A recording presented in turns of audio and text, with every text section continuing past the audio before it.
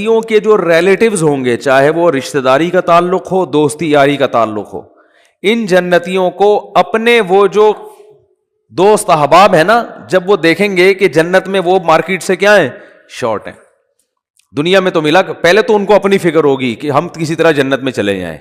شروع میں تو حالت یہ ہوگی, یوم یفر المرء من اخیہ وامہ وابیہ وصاحبتہ وبنیہ, وہ دن جس دن انسان اپنے باپ سے دور بھاگے گا, اپنی ماں سے دور بھاگے گا.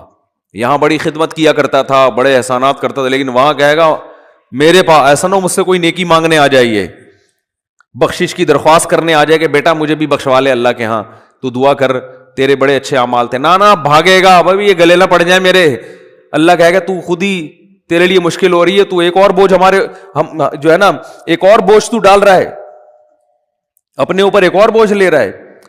تو ابتدا میں تو حالت جب تک فیصلہ نہیں ہوگا نا کون جنتی کون جہنمی, تو قرآن کے الفاظ ہیں اپنے باپ سے دور بھاگو گے, اپنی ماں سے دور بھاگو گے, وصاحبتہ وبنیہ, اپنے ساتھ رہنے والی سے بھی دور بھاگو گے. اللہ نے یہ نہیں کہا بیوی سے دور بھاگو گے, بیوی کے لیے زوجہ کا لفظ استعمال ہوتا ہے, یہ اصطلاح استعمال نہیں کی. دیکھو ابا کو اللہ نے ابا کہا, اماں کو اللہ نے اماں کہا, تو بیوی کو بیوی کہنا چاہیے نا. پوائنٹ کی بات بتا رہا ہوں, کئی دفعہ بتا چکا ہوں. اللہ نے یہاں بیوی کو بیوی نہیں کہا, کہاں ساتھ رہنے والی, صاحبہ, صحبت سے ہے نا ہمیشہ چپک کے رہنے والی. اس سے پتہ چلتا ہے کہ جب ایک دفعہ شادی ہو جاتی ہے نا, تو وہ بیوی پھلترو کی طرح ہمیشہ کے لیے چپک جاتی ہے. اس سے پتہ چل رہا ہے. یہ میں اس لیے کہہ رہا ہوں کہ پھر لوگ کہتے ہیں یار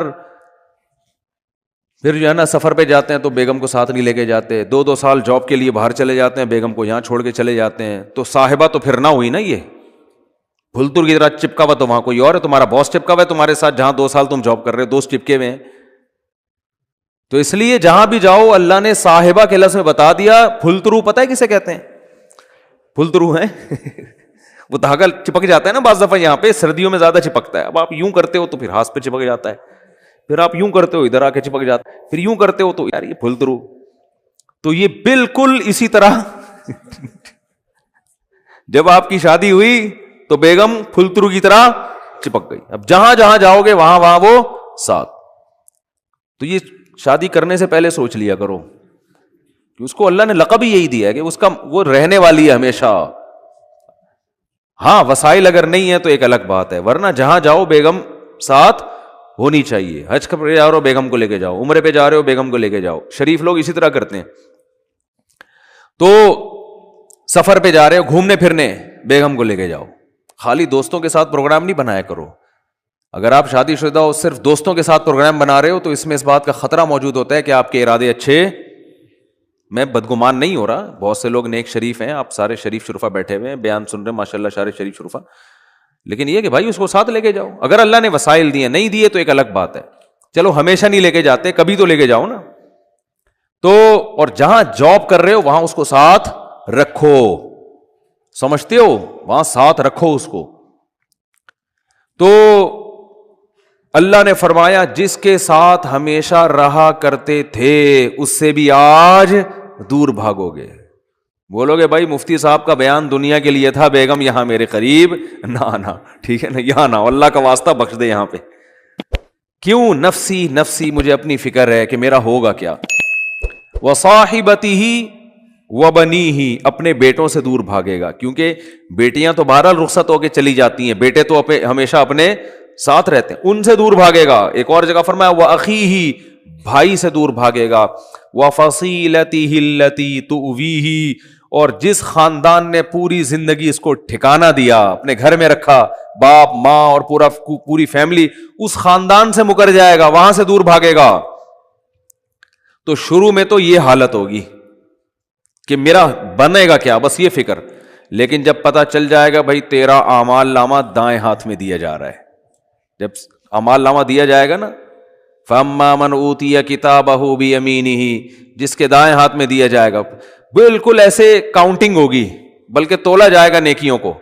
ہم سمجھتے ہیں, دیکھو ملحد لوگ جو خدا کا انکار کرنے والے, مذہب کا انکار کرنے والے کہتے ہیں ہم پیدا ہو کے مر گئے, ختم, ان ہی الا حیاتنا الدنیا. قرآن نے ان کے الفاظ کو بھی ذکر کیا ہے کہ ہماری دنیا کی زندگی ہے نموت و نحیا، ہم مرتے ہیں پیدا ہوتے ہیں، وما یہلکنا الا الدہر، اور یہ جو موت اور زندگی ہے خدا کے ارادے سے نہیں ہے، یہ زمانے کے تصرفات ہیں. زمانہ ہے جو مارتا بھی ہے. ایک آدمی ٹرک کے نیچے آ کے مر گیا تو اس لیے تھوڑی اللہ نے مارا ہے، تو ٹرک کے نیچے آیا ہے نا، تو جو بھی چیز ٹرک کے نیچے آئے گی وہ تو مرے گی. وہ یہ بات کرتے ہیں. بہت مشکل ہے بھائی دیکھو ایگزامینیشن ہال میں اگر آپ بیٹھے ہوئے ہو تو ٹائم ختم ہوتا ہے، آپ کو کمرے سے باہر نکالا جاتا ہے کیونکہ اب امتحان کا ٹائم کیا ہو گیا، ختم. ایک باقاعدہ ارادے کے تحت ایک کام ہوتا ہے نا، تو اس سے پتہ چلتا ہے یہ ایگزامینیشن ہال ہے، بعد میں رزلٹ اناؤنس ہوگا. لیکن آپ بیٹھے ہوئے ایک دم دھماکہ ہوا اور پوری ایگزامینیشن ہال کی دیواریں اڑ گئی اور آپ دھڑ دھڑ دھڑ جا کے باہر آ کے گرے، تو آپ کہو گے نکالا نہیں گیا، خود بخود نکلے ہم. کسی ارادے کے تحت نکالا نہیں گیا ہے. یہ تو ویسے ایک اتفاق ہو گیا کہ دھماکہ ہو گیا، چھتی غائب ہو گئی تو ہم نکل گئے، خود ہی میدان ہی بن گیا. یہ تو ملحد یہی بات کرتا ہے کہ یار یہ کوئی ارادے کے تحت تھوڑی ہمیں دنیا میں نہ لایا جاتا ہے ارادے کے ساتھ اور نہ نکالا جاتا ہے. دنیا میں آنا بھی ایک اتفاقی حادثہ ہے، ایک سائنٹیفک حقیقت ہے، اور دنیا سے نکلنا بھی کیا ہے، ایک سائنٹیفک حقیقت ہے. کوئی جا رہا ہوتا ہے باہر، ٹرک والا آیا کچل کے چلا گیا تو کوئی حساب کتاب نہیں، وہ ٹرک نے کچل دیا تو مر گئے، ختم، اور مر کے مٹی ہو گئے، ختم. اب اس مٹی میں پودے اگاؤ، آپ اس کو کھاد کے طور پہ استعمال کرو بس. تو یہ بات ہمیشہ سے ملحد لوگ کہا کرتے تھے، ان ہی الا حیاتنا الدنیا، یہ صرف ایک دنیا کی زندگی ہے، اس کے بعد کوئی زندگی دوبارہ نہیں ہے.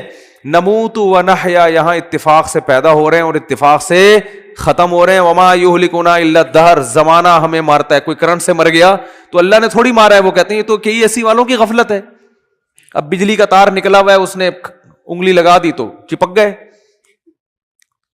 اور جو ان کو بچانے کے لیے جاتا ہے تو وہ درمیان والا بچ جاتا ہے، بچانے والا کیا وہ سارا کرنٹ ادھر ٹرانسفر کر دیتا ہے، کہہ رہے پارسل کا خاص انتظام ہے نا. تو یہ تو زمانہ ہے، یہ تھوڑی ہو رہا ہے. تو بھائی یہ دیکھنے میں اتفاقی چیزیں ہیں ساری، مگر یہ ارادے کے تحت ہو رہی ہیں. اس پر تو میں بھی بیان نہیں کروں گا کیونکہ پھر میرا وہ سارا بیان ملحدوں کے خلاف ہو جاتا ہے جو ایتھیسٹ ہے نا، تو وہ پھر سارا ٹاپک پورا چینج ہو جائے گا.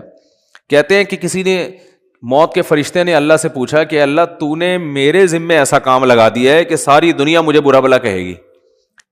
بھائی کوئی فرشتے بارش برسانے والے سب کہتے ہیں ماشاءاللہ بڑا اچھا فرشتہ ہے، کچھ فرشتے جو ہے نا وہ اور اچھے کام کرتے ہیں. میرا کام کیا ہے؟ روح نکالنا. تو اللہ میرا تو نے کام ایسا لگایا ہے، یہ ایسی کتابوں میں لکھا ہے، کوئی مستند ہے یا نہیں ہے مجھے نہیں پتا، لیکن اس کا جو مضمون ہے نا وہ بالکل ٹھیک ہے کہ اللہ میرے ذمہ کام ایسا لگا ہے بندوں کو مارنا. تو جب بھی میرا نام آئے گا پبلک کے سامنے، لوگوں کے اچھے جذبات نہیں ہوں گے. موت کا فرشتہ ہے بھائی، ایک دم سن کے غصہ آتا ہے نا، تو ہے کیوں کہتے ہیں نا لوگ. جب بھی آئے گا موت کا فرشتہ تو کوئی دوستی لگانا چاہے گا اس سے. دیکھو یہاں ہمیں پتہ چل جائے یہ فرشتہ ہے جو بادلوں کو دھکیلتا ہے، ہواؤں کو چلاتا ہے. ہمیں پتہ چل جائے کوئی فرشتہ انسانی شکل میں آئے ہوئے، سب اس کو انوائٹ کریں گے، گلے ملیں گے، بھائی بڑا اچھا کام کرتے ہو یار تم. لیکن پتہ چل جائے یہاں موت کا فرشتہ بیٹھا ہوا ہے، تو موت کے فرشتے نے کہا اللہ تو نے میرے ذمہ ایسا کام لگا دیا. تو کہتے ہیں اللہ میاں نے فرمایا کہ دیکھ تیرے ذمہ کام تو لگایا لیکن بلی تیرے اوپر نہیں آئے گی، بلی ٹرک والے پہ آئے گی. ٹھیک ہے، بلی آئے گی KESC والوں پہ، کہ جب بجلی نہیں تھی ایک دم اچانک چھوڑ دی. ٹھیک ہے نا، اور اپنے ہی بندے ان کے گر رہے ہوتے ہیں زیادہ تر. جو بجلی کا کام کرنے اوپر چڑھا ہوا ہوتا ہے نا، زیادہ تر بیچارہ وہی گر رہا ہوتا ہے. تو جو اپنے ملازمین کو نہ بچا سکے میرے بھائی، وہ تمہیں کہاں سے بچائیں گے. تو اللہ نے فرمایا کہ اس طریقے سے لوگوں کو موت دوں گا، کوئی نہ کوئی اس کا ظاہری سبب ہوگا، وہ سبب ہوگا، لوگ اس سبب کی طرف نسبت کریں گے. یہ کرونا سے مرا ہے، لوگ یہ تھوڑی دیکھیں کہ کرونا لانے والا کون ہے، اللہ ہے. اللہ کو اختیارات ہیں، وہ آج ایک بیماری ختم ہوئی ہے کل دوسری لے آئے، کل پرسوں تیسری لے. آپ ویکسین بناتے رہو، کس نے منع کیا ہے آپ کو؟ آپ وہ کرو جو آپ کر سکتے ہو، اللہ وہ کرے گا جو وہ کر سکتا ہے. اور کن کن حادثات سے بچو گے؟ زلزلے آ جائیں گے، زلزلے کی کوئی ویکسین ہے؟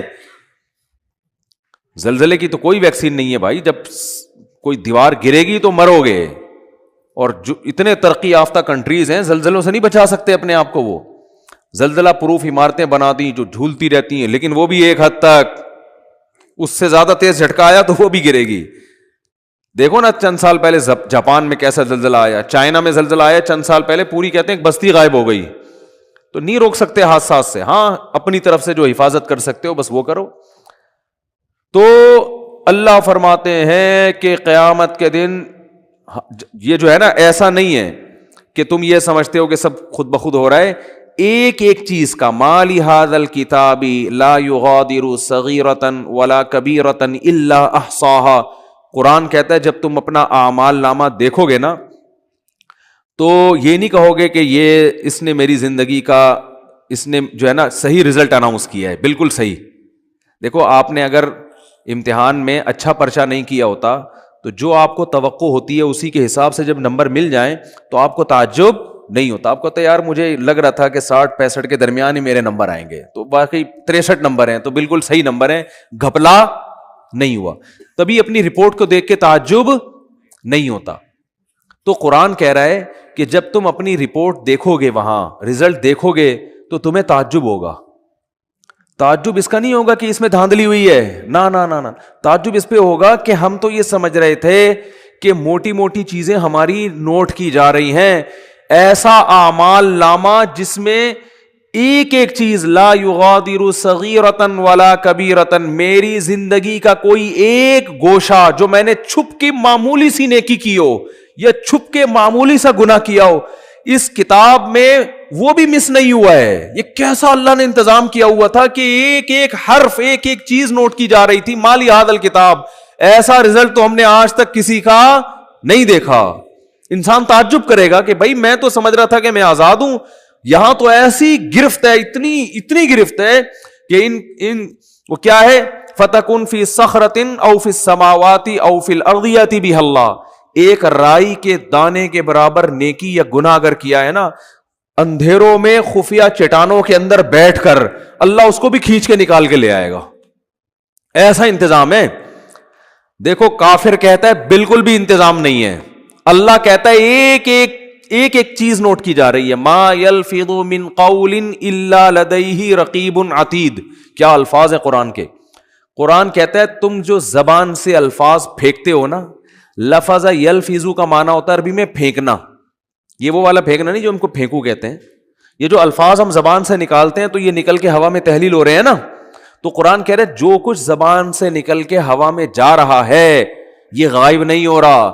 لدینا رقیب, ایک رقیب کسے کہتے ہیں, نگرانی کرنے والا. جیسے کوئی خفیہ ایجنسی کا آدمی دیکھ رہا ہو, ٹریس کر رہا ہو بندہ جا کہاں رہا ہے. یہ CID والے چیک کر رہے ہوتے ہیں نا چور کو. بھائی CID والوں نے کسی بندے کو پکڑنا ہے اور بندہ بڑا پاورفل ہے تو پہلے ریکی ہوتی ہے, یہ بندہ صبح نکلتا کہاں سے جاتا, ایک ایک چیز نوٹ کی جاتی ہے اس کی. تو رقیب اس کو کہتے ہیں. رقیب جو ہر وقت تمہارے مراقبے میں ہے. آپ نے دیکھا ہوگا نا مراقبہ سینٹر کھلے ہوئے ہیں, اس میں بیٹھے ہوتے ہیں اس ٹنڈوں کی طرح یوں کر کے نا غور کر رہے ہوتے ہیں, وہ پتہ نہیں کیا کر رہے ہوتے ہیں. تو اسی طرح بیٹھا ہوا ہے فرشتہ. اللہ فرماتے ہیں رقیب عتید کا معنی بڑا ڈھیٹ ہے. وہ کیا ہے, وہ ڈھیٹ, چھوڑے گا نہیں, وہ چھوڑے گا نہیں. وہ ایسا ہے کہ بس وہ سرکش ٹائپ کا ہے, وہ نہیں سنتا کسی کی. تو ایک لفظ بھی ایسا نہیں ہے جو تمہاری زبان سے نکلے اور اسے کیچ کرنے کے لیے اللہ نے فرشتہ متعین نہ کیا. وہ بھی ہمارے ساتھ پیدا ہوتے ہی پھلترو کی طرح چپک گیا ہے ہمارے ساتھ, وہ نظر نہیں آ رہا ہمیں. کیونکہ سائنسدان کہتے ہیں نظر نہیں آ رہا تو ہے ہی نہیں. تو بھائی اس کائنات میں آپ کو مادی چیزوں پر ریسرچ کر سکتے ہو, جو مادی کے علاوہ چیزیں وہ سائنس کے دائرے میں آتی نہیں ہیں. اللہ نے فرشتوں کو روشنی سے بنایا ہے, نور سے بنایا ہے. روشنی تھوڑی ٹریس ہو سکتی ہے. اگر روشنی کی ماہیت کو چینج کر دیا جائے, اسے کچھ بنا دیا جائے, پھر تھوڑی پتہ چلے گا انسان کو. تو وہ روشنی نور کے بنے ہوئے فرشتے ہیں. اللہ فرماتے ہیں ایسے ڈھیٹ اور ایسے رقیب ہیں کہ تمہاری زبان سے ایک حرف بھی نہیں نکلتا جس کو وہ محفوظ نہ کر رہے ہوں. وہ سیو ہو رہا ہے سب کچھ. تو قرآن میں کہتا ہے قیامت کے دن انسان کہے گا مالی ھذا الکتاب. یہاں تک قرآن نے کہا یعلم خائنۃ الاعین, آنکھوں کی خیانت بھی کیا ہو رہی ہے, نوٹ. خیانت کسے کہتے ہیں, یعنی معمولی سی آپ آنکھ گھماتے ہو نا, جو اللہ نے امانت دی ہے آپ کو, اس امانت میں ذرا سی خیانت. گلی سے انٹی کی انٹری ہوئی, انٹی نے جانا ادھر ہے, آپ باتیں کر رہے ہو مفتی صاحب سے, اور مفتی صاحب سنا, ایک دم آپ کو خیال ہو انٹی گزری ہیں, ایک دفعہ تو دیکھنا بنتا ہی ہے. مفتی صاحب کہہ رہے ہیں بھائی شادی کرو, اپنی بیگم کو دیکھو, صبح شام دیکھو بیٹھ کے. نہیں جی, تو آپ نے کہا یار ہم کون سا کوئی معاذ اللہ زنا کرتے ہیں, ہم کون سا کوئی برائی کرتے ہیں, ہم تو بس ایک دفعہ دیکھنے میں کیا جا رہا ہے, ایسے باتوں میں گھما گھما کے نا یوں کر کے ایک دفعہ گھما لیا. لوگ کرتے ہیں نا اس طریقے سے, یار اپنا بھی ضمیر مطمئن رہتا ہے اس طرح سے دیکھنے میں نا, اپنے آپ کو بھی لوگ مطمئن کر رہے ہوتے ہیں کہ ہم کو برے تھوڑی, ہم تو وہ اصل میں اچانک ایک شور سا ہوا تھا, ہم نے کہا چلو دیکھ لیں. حالانکہ پتہ ہے ایسے بھی میں نیک لوگوں کو جانتا ہوں, نوجوانوں کو, ینگ ہیں بالکل, ان کو پتہ چل جائے نا گلی سے کسی انٹی کی انٹری ہو رہی ہے, اندازہ ہو جائے, بس ان کی گردن جھک جاتی ہے. آپ کسی کا باپ بھی ان کی گردن نہیں اٹھوا سکتے, ان کو ان کی بلا سے. بھائی وہ کہہ رہے ہیں اللہ نے اس کو ہمارے لیے بنایا ہی نہیں ہے, جب بنایا ہی نہیں ہے تو ایک چیز ہمارے لیے ہے ہی نہیں نا, تو جب ہے ہی نہیں تو آپ کیا کرنا ہے, اس کو دیکھ کے حسرت کے علاوہ کچھ بھی حاصل نہیں ہوگا. جو اللہ نے آپ کے لیے بنائی ہے وہ آپ کے گھر میں بیٹھی ہوئی ہے, تو جو نہیں بنائی ہے اس کو دیکھ رہے ہو آپ, تو یہ بد نظری ہے بھی, حماقت بھی ہے, یاد رکھو, اس لیے کہ اس میں دل کے جلنے کے علاوہ کچھ بھی حاصل نہیں ہوتا. اب مثال کے طور پر انٹی اگر بدصورت تھی, وہ آپ نے دیکھ لی, گناہ لازم آ گیا بلا وجہ کا, دیکھ کے ہی آپ بولو گے یار میں سمجھ رہا تھا دیکھنا چاہیے, تو غلط ہوگا. گناہ اللہ نے بولو لکھ لیا کہ جب تجھے پتا تھا انٹی ہے, تیرے دیکھنے کی چیز نہیں ہے, تیرے دیکھنے کی جو ہے تیرے گھر میں بیٹھی ہوئی ہے, بس اسی کو دیکھ جا کے, تو نظر کیوں نہیں جھکائی تم نے, گناہ لکھ لیا گیا. اور اگر دیکھ کے آپ کو اچھی لگی تو یہ تھوڑی کہ جو چیز آپ کو اچھی لگ رہی ہے آپ اس کے پیچھے پیچھے چلے جاؤ گھر تک, ملے گی تھوڑی, ایسے تھوڑی ملتی ہیں کس لوگوں کو انٹیاں, تو ملتی نہیں ہے, کچھ بھی نہیں ہوتا, سوائے دل میں کیا پیدا ہوگی, ایک جلن, اور اپنی والی سے کے بارے میں ناشکری پیدا ہو جائے گی کہ یار یہ والی مل جاتی, وہ جو بیٹھی ہوئی ہے نا پھلترو کی طرح, جس کو مفتی صاحب نے کہا چپک گئی, واقعی پھلترو کی طرح ہی چپکی ہوئی ہے وہ, اس کو کسی طرح دائیں بائیں ہو جائے, وہ مر جائے, اللہ کرے. اس طرح ہوتا ہے نا. ایک صاحب میرے پاس آئے, مجھے کہنے لگے, ابھی چند دن پہلے کی بات ہے, ناراض نہیں ہوں گے ان سے لے کے, آپ کو کیا پتا کن کی بات کر رہا ہوں, کہہ رہے وہ میرے ابا نے, میری والدہ کا انتقال ہو گیا تو انہوں نے دوسری شادی کی, پھر تو کہہ رہے ہم کو بھی خیال آیا کہ ہم نے بھی دوسری کی, تو ابا نے کہا ابے میری تو مر گئی تھی تو میں نے کی ہے, تو کیوں کر رہا ہے, تو کہتے ہیں میں نے کہا ابا میرا تو قصور نہیں ہے نا, وہ مر ہی نہیں رہی. مجھے اس طرح سنا رہے, ابا وہ آپ میرا تو قصور نہیں ہے نا.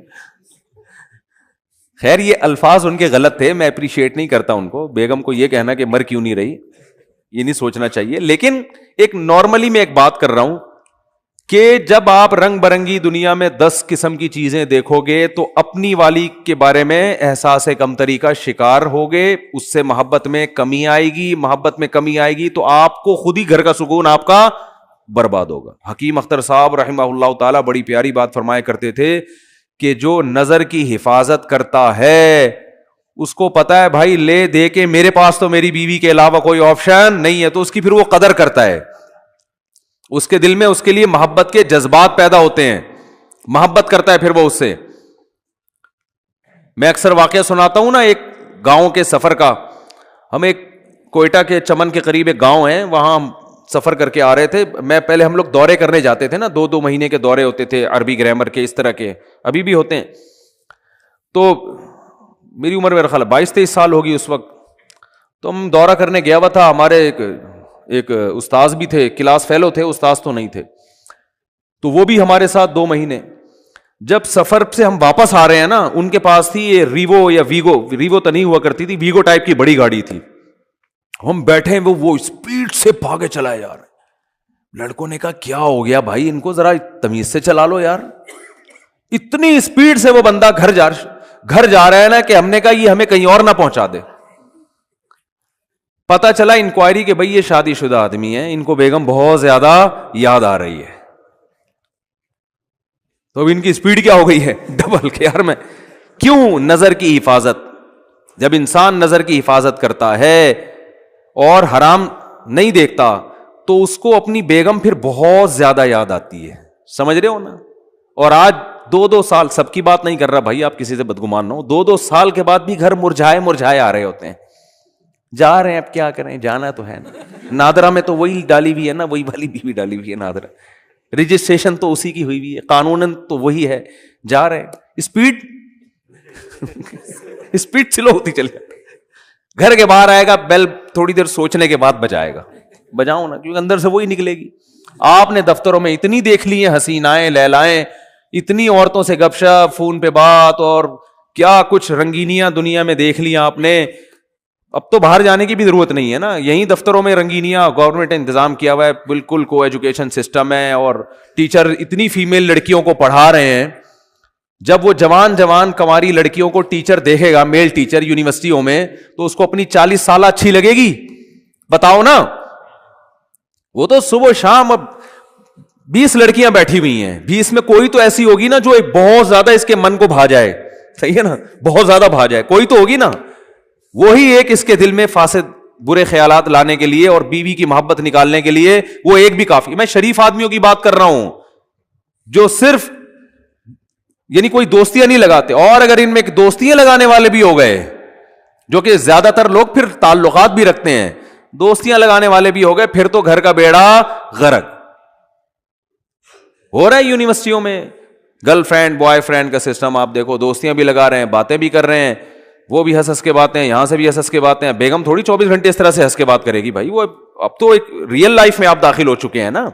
ریئل لائف تو ایسی تھوڑی ہوتی ہے ہر وقت کی یوں بیٹھ کے مسکرا کے تھک گئے یار اب بیگم ادھر جا کے سو, مجھے یہاں سونے دو, ٹھیک ہے نا, ہر وقت تھوڑی ہوتی ہے.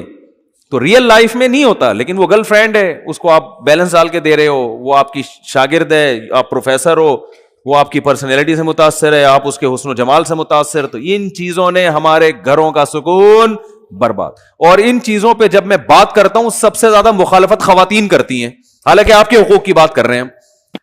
خواتین کہتی ہیں یہ مولوی لوگ چاہتے ہیں عورتوں کو پردوں میں جھونپڑیوں میں بند کر دیا جائے, ان پہ اتنے بڑے بڑے لفافے ڈال دیا جائیں, ان کے اوپر رضائیاں کمبل ڈال کے ان کو چھپا دیا جائے, تو ہم تو آزاد ہیں. تو ٹھیک ہے آپ آزاد ہو جاؤ, لیکن جب آپ کی شادی ہوگی نا تو پھر میاں بھی آزاد ہوگا. پھر میاں بھی کیا ہوگا؟ آزاد. پھر وہ آنکھ مٹکے کرے تو ٹینشن نہ لیا کرو, پھر بولو کہ بھائی ٹھیک ہے آنکھ مٹکا کرنا اس کا بھی رائٹ ہے, کیونکہ اتنی لڑکیاں جب وہ نیم برہنہ ہو کے آتی ہیں تو اس لیے تو آ کے آتی ہیں, مرد دیکھیں ان کو, جب وہ آ رہی ہیں تو وہ تو دیکھ اس لیے تو آ رہی ہیں. اسلام نے کہا تھا بھائی اپنے آپ کو ڈھانپو, کور کرو اپنے آپ کو, کیونکہ اسلام چاہتا ہے کہ عورت کو اللہ نے مرد کے لیے بنایا, تو جس عورت کو بنایا ہے نا مرد اسی تک رہے محدود, دائیں بائیں جانے کی کوشش بولو نا نہیں کرے. تو میں نے وہ جو ہمارے دوست پٹھان تھے ایسی اسپیڈ سے وہ گاڑی چلا رہے تھے, تو اس وقت ہمیں اندازہ ہوا, ہم نے کہا دیکھو یار, ہم تو کنوارے تھے, چھڑے چھاٹ تھے اس وقت, تو ہمیں اندازہ ہوا دیکھو شادی شدہ, ہم تو اس وقت ہمیں کیا دنیا کا پتا تھا, ہم نے کہا دیکھو یار شادی شدہ آدمی اپنی بیوی سے کتنی محبت کرتا ہے, ان کی اسپیڈ دیکھو آپ. اچھا ہم تو گھر جا رہے تھے اپنے, ہم بھی جا رہے تھے, تو ہماری تو چونکہ شادی نہیں ہوئی تھی, ہماری اسپیڈ نارمل تھی, ٹھیک ہے, ہم نارمل اسپیڈ سے جا رہے تھے, اور اگر نہیں بھی جاتے تو بھی کوئی ٹینشن نہیں تھی. ہم کہتے چلو 2 مہینے کا ایک اور دورہ کرا لو یار, 2 مہینے ہو گئے, ایک اور 2 مہینے کا رک جاتے ہم. اب ہم سے بھی نہیں رکا جاتا, ہم سے بھی نہیں رکا جاتا. جب انسان کی شادی ہو جاتی ہے پھر اس کو گھر اچھا لگتا ہے, دل چاہتا ہے میں گھر میں زیادہ ٹائم گزاروں, سفر اس پہ مشکل ہو جاتی ہے اس کے لیے. لیکن اگر آپ عیاشی کرو گے میرے بھائی, آپ آنکھ مٹکوں میں زیادہ دل لگاؤ گے, تو پھر گھر آپ کو ٹینشن لگنے لگے گا. محبت ہوگی مگر اتنی نہیں جتنی ہونی چاہیے. تو اس میں خواتین ہی کا فائدہ ہے کہ مرد کو نظر جھکانے کا اور عورت کو اپنے آپ کو چھپانے کا حکم دیا. عورت کو حکم ہے اپنے آپ کو چھپائے, مرد کو حکم ہے اپنی نظروں کو جھکائے. تو اس میں عورت کا فائدہ ہے. اور اگر اس کے برعکس چلیں گے تو مردوں کا فائدہ ہے, دنیاوی عیاشی بڑھے گی, مرد کو رنگیاں رلیاں دیکھنے کو نظر آئیں گی, اس کی موج مستیاں ہیں, وہ نہ بیوی سے دل لگائے گا اور بار بھی 10 لڑکیوں سے تعلقات بدل کے دوستیاں لگائے گا. وہ ابھی کسی نے کلپ بھیجا, چھوڑو پھر وہ ادھر ہی بات چلی جائے گی.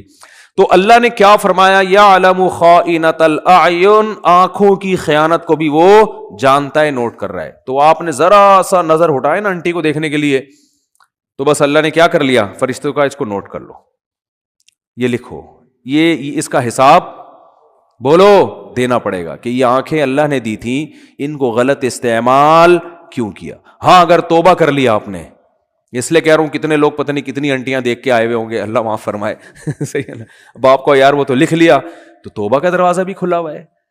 جیسے برائی لکھی جاتی ہے نیکی بھی لکھی جاتی ہے. آپ نے بیٹھے بیٹھے ارادہ کر لیا, یہیں بیٹھے بیٹھے اللہ اب ہو گیا, آئندہ نہیں کروں گا, جتنا پچھلا ہوا معاف کر دے, یہیں بیٹھے ہوئے آپ کے دل کے ان خیالات کو نوٹ کیا جا رہا ہے. تو میں وہ حدیث کمپلیٹ کر کے بس بیان ختم کرتا ہوں. تو رسول اللہ صلی اللہ علیہ وسلم نے ارشاد فرمایا کہ جب قیامت کے دن جنتی جنت میں اور اہل جہنم جہنم میں چلے جائیں گے, اس سے پہلے تو نفسا نفسی کا عالم ہوگا نا, بس میں کسی طرح چلا جاؤں. جب چلے گئے نا جنت میں تو اب سکون مل گیا, دائیں ہاتھ میں اعمال نامہ سرٹیفکیٹ آ گیا, تو فوراً اپنے رشتے داروں کی طرف بھاگے گا جن کو تھوڑی دیر پہلے کہہ رہا تھا میرے قریب مت آؤ. تو اللہ فرماتے ہیں جیسے ہی اعمال نامہ دائیں ہاتھ میں آئے گا, ہاں اقرؤوا کتابیا, ارے ابا کہاں ہیں, اماں کہاں ہیں, بیوی کہاں ہیں, بچے کہاں ہیں, میرا اعمال نامہ پڑھو, میرا اعمال نامہ دیکھو.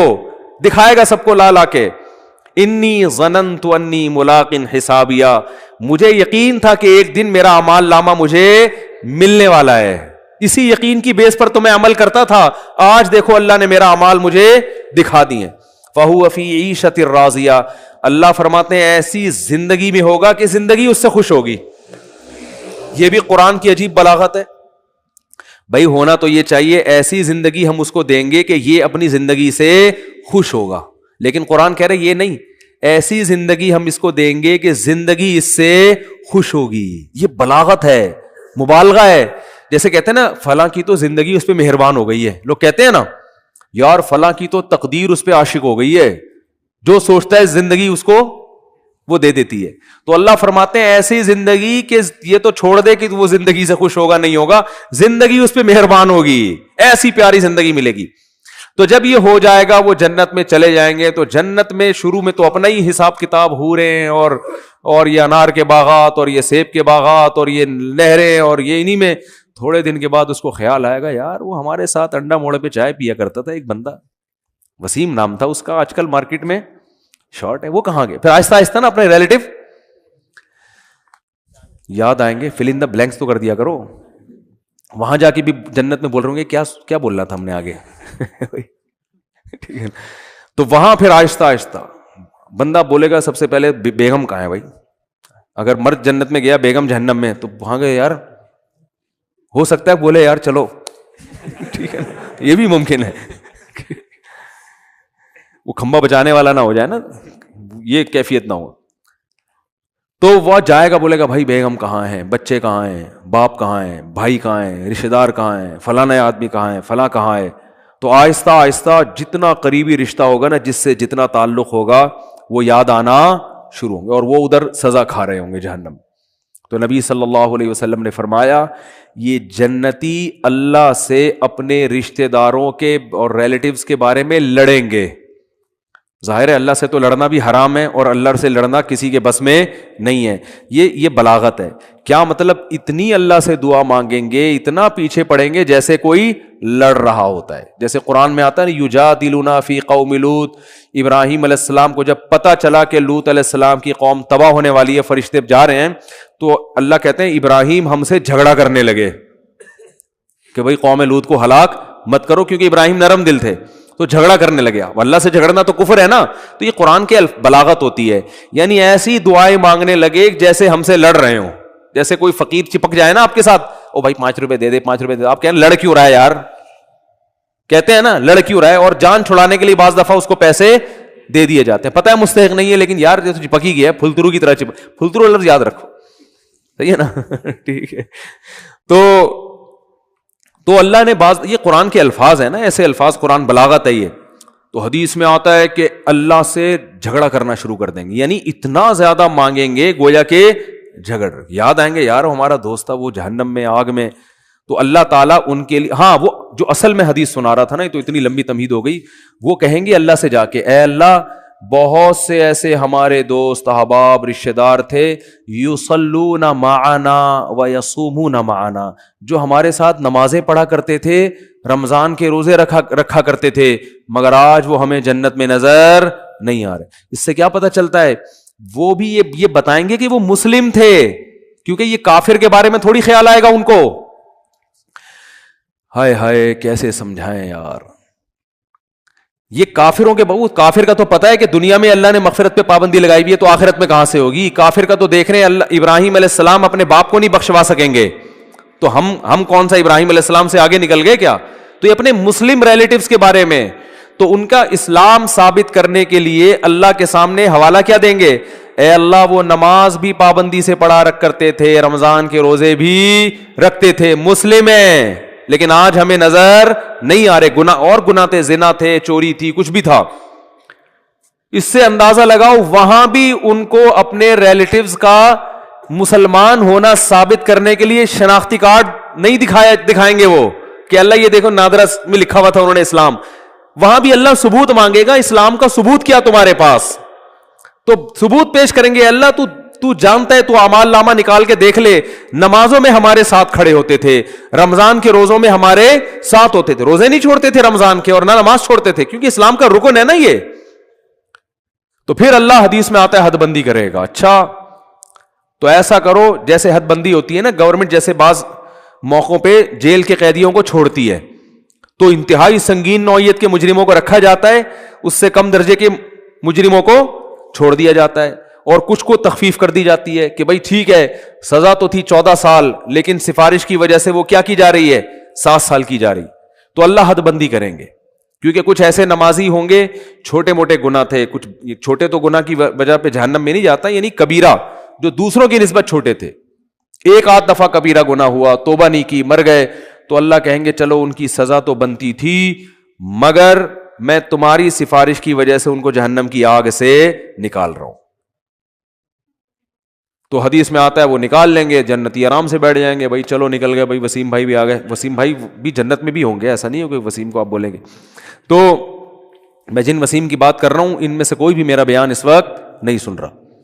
تو جنتی نکالنے کے بعد پھر کہیں گے, پھر تھوڑا عرصہ گزر جائے گا, پھر خیال آئے گا بھائی وہ تو اپنا دوست تھا یار, اس کو بھی تو نکالنا ہے بھائی. پھر حدیث میں آتا ہے نبی صلی اللہ علیہ وسلم فرماتے ہیں اللہ سے آ کے سفارش کریں گے. پھر حدیث کے ظاہری الفاظ یہی ہیں, اللہ سے کیا کہیں گے, ہمارے ساتھ نماز پڑھا کرتے تھے اور ہمارے ساتھ روزہ رکھا کرتے. تو بے نمازی کا تو تذکرہ آ ہی نہیں رہا کہ جنت میں جائے گا. سمجھ میں آ رہی ہے بات؟ بے نمازی کا تو کہیں تذکرہ ہی نہیں آ رہا کہ بھئی اپنا اسلام تو ثابت کرو. تو حدیث میں آتا ہے کہ پھر اللہ تعالیٰ اور پھر حد بندی کریں گے, اور پھر کہیں گے چلو بھائی بے نمازی کا بھی آئے گا, بالکل اینڈ میں آئے گا وہ. یعنی یہ بھی یاد رکھیں گے اپنے نمازیوں کو کہ اللہ وہ تو مسلمان تھے, ہم ان کی گواہی دیتے ہیں اسلام کی. بالآخر یہ نکالتے نکالتے ختم. پھر نبی صلی اللہ علیہ وسلم نے فرمایا کہ نبی صلی اللہ علیہ وسلم سفارش کریں گے, کیونکہ آپ کے تو ریلیٹیو محدود ہیں نا, کسی کے 10 ہیں, کسی کے 15 ہیں, سب نکل گئے بھائی. اس سے کہیں اس میں نہ آئے کہ چلو ہمارے فلاں نے ہم کو نکال دیں گے, لیکن جائیں گے بھی تو, سزا بھی تو کھائیں گے بھائی. وہ تھوڑے دن کی تھوڑی ہے, وہ تو تھوڑی سزا بھی بہت ہے. تو سفارش تو ہوگی, شفاعت بھی ہوگی, یقینا برحق اہل سنت والجماعت کا عقیدہ ہے کہ شفاعت ہوگی. جہنم میں جس کو جتنی سزا اس کی بنتی ہوگی نا, کافر کے علاوہ کسی کو بھی پوری سزا ملے گی نہیں. جیسے دنیا کا قانون ہوتا ہے نا, اتنے سال قید با مشقت, وہ ریٹرن میں کچھ اور ہوتا ہے, پریکٹیکلی کچھ اور ہوتا ہے. تو ریٹرن میں تو اللہ کے ہاں لکھا ہوا ہے کہ زانی اتنے سال جہنم میں جلے گا, قاتل اتنے سال جہنم میں جلے گا, فلاں اتنے سال, لیکن یہ ریٹرن میں اصل سزا وہی ہے. لیکن پریکٹیکلی کیا ہوگا کہ سفارشوں کی بیس پہ سزائیں کم ہوتی چلی جائیں گی. بھئی اس کے اتنے سال تھے, اتنے کم ہو گئے, اتنے سال تھے, اتنے کم ہو گئے. تو نبی صلی اللہ علیہ وسلم نے فرمایا, یہ بھی حدیث میں کمپلیٹ کر دیتا ہوں, اگرچہ یہ موضوع کا حصہ جتنا تھا وہ میں نے بیان کر دیا, لیکن بڑی دلچسپ حدیث ہے. آپ صلی اللہ علیہ وسلم نے فرمایا پھر نبی کا رشتہ امتیوں سے کس کا ہے, امتی ہونے کا. آپ صلی اللہ علیہ وسلم پھر اپنی امت کو نکالیں گے, وہ بھی اللہ حد بندی کرے گا کہ اتنے اس لیول کے لوگوں کو جن کے گناہ اس نوعیت کے تھے ان کو آپ کی سفارش سے نکالا جائے گا. یہاں تک کہ آپ صلی اللہ علیہ وسلم نے فرمایا کہ میں بھی سفارش ختم کر دوں گا, جتنے لوگوں کو نکالنا تھا. تو اللہ کہے گا کہ کوئی ہے مزید سفارش کرنے والا؟ آواز آئے گی بھئی اب کوئی بھی نہیں ہے. اللہ کیا کیا پیارے الفاظ ہیں یار حدیث کے. اللہ فرمائیں گے هل يبقى الا الرحمن, جو رحمان ہے سب سے زیادہ رحم کرنے والا وہ تو ابھی باقی ہے. یعنی تمہیں اگر ترس آ رہا ہے, کوئی تمہارا ماموں ہے, کوئی تمہارا چاچا ہے, کوئی تمہارا باپ ہے, تم ان رشتوں کی بیس پر, اور نبی ترس کھا رہے ہیں کہ میری امت ہے, تو اللہ فرمائیں گے میں تو رحمان ہوں اور یہ میری مخلوق ہے. میں تو رحمان ہوں نا, تو رحمان کیسے چھوڑ دے گا؟ وہ اپنی مرضی سے نہیں نکالے گا. تو نبی صلی اللہ علیہ وسلم نے فرمایا کہ اللہ تعالیٰ اعلان کریں گے کہ جس نے آدم سے لے کے آخری انسان جو قیامت تک آئے گا نا, کوئی بھی ایسا انسان جس نے کبھی کوئی نیکی نہ کی ہو, کچھ بھی اس کے اعمال میں خیر، صرف میری توحید پر ایمان رکھتا تھا، وہ صرف میری مانتا تھا میرا کوئی خدا ہے اور کیا ہے اکیلا، بس اتنا اقرار کیا اس زبان سے، صرف دل میں مانتا تو فرعون بھی تھا، فرعون بھی مانتا تھا کہ ایک خدا ہے، زبان سے اقرار کیا، اور پوری زندگی میں ایک دفعہ من کان فی قلبہ مثقال حبۃ من خردل من ایمان، ایمان کا ایک معمولی سا رائے کی دانے کے برابر ذرہ بھی ہو اور اس ذرے کی وجہ سے کبھی زندگی میں خیر نہ کی ہو، ساری زندگی اس کی بدعمالیوں سے بھری ہوئی ہے لیکن ایک نیکی ہے، تو اس کو بھی نکال کے لے آؤ۔ تو حدیث میں آتا اتنے خلقت نکلے گی نا، بڑے بڑے دنیا میں بدماش پیدا ہوئے ہیں بھائی، ساری زندگی قتل و غارت میں گزری، ساری زندگی برائیوں میں گزری۔ ہاں، اور یہ بھی آتا ہے حدیث میں کہ یہ اللہ اس وقت کریں گے یہ کام، ایک تو اللہ کہیں گے حل یبقى الا الرحمن، کہ رحمان باقی ہے، دوسرا اس وقت کی جو کافر ہے نا وہ اہل ایمان کو تانا دے گا کہ یار ہم بھی برے تھے تم بھی برے، صحیح ہے نا، ہم غیر مسلم تھے اور تم اپنے آپ کو کیا کہتے تھے، تم ایک خدا کو مانتے تھے، تو تمہارے ایمان نے تمہیں کوئی فائدہ نہیں پہنچایا، ہمیں تم دنیا میں کہتے تھے اسلام قبول کرو، ایمان لے کر آؤ، تو بھائی انجام تو تمہارا بھی وہی ہے جو ہمارا ہے۔ تو قرآن کے حدیث میں آتا ہے اللہ تعالیٰ اس وقت جس کے دل میں بھی رائی کے دانے کے برابر بھی ایمان ہوگا نا، اللہ کہے گا میں اپنے ماننے والوں کو نہ ماننے والوں کے ساتھ نہیں رکھ سکتا۔ یہ غیرت کا مسئلہ ہے، تبھی لوگ کہتے ہیں نا غیر مسلم اتنے نیک اچھے اچھے اعمال کر رہے ہوتے ہیں وہ جہنم میں کیوں جائیں گے؟ او بھائی غیرت کا مسئلہ ہوتا ہے، آپ کی فرض کرو دو بیویاں ہیں، ایک بہت خدمت گزار ہے لیکن وہ کہتی ہے کہ بھائی میں آپ کی بیوی بھی ہوں اور وہ جو فلاں جو ہے نا سبکتگین، ایسا نام نہ لو کہ وسیم ستار کو غصہ آ جائے نا، بہت مشکل سا نام کوئی بتاؤ، سبکتگین بھی نام ہوتا ہے نا کیونکہ غیرت والا مثال ہے، سبکتگین نہیں بھائی، کچھ بھی بتا لو یار، ہیں ابے کوئی ایسا مشکل سا نام بتاؤ دنیا میں کسی کا ہوتا ہی نہیں ہے، ABCD، صحیح ہے نا۔ وہ آپ کی دو بیویاں تھیں، ایک اکڑ والی مانتی نہیں ہے بات کو، چائے کا بولو نہیں پکا کے لائے گی، آپ بولو بھائی کھانا پکاؤ نہیں پکائے گی، ہر وقت بس زبانی بد کلامی، لیکن جب اس سے پوچھا آپ کے میاں کون ہے، بھائی یہ میرے میاں ہے، بس ٹھیک ہے میں نہیں مانتی ان کی ایک نہیں مانتی لیکن ہے یہ میرے میاں، مجھے ماننا چاہیے ان کی، مجھے ان کا احترام کرنا چاہیے لیکن مجھ سے ہوتا نہیں ہے، کچھ اوپر سے فالٹ چلا رہا ہے، ہمارے خاندانی مسئلہ یہ آپس کی بات ہے ہماری، لیکن ہے بھائی میرا میاں، اس کے علاوہ میں کسی اور سے محبت نہیں کر سکتی، میاں والی جو محبت ہے وہ اسی سے ہوگی۔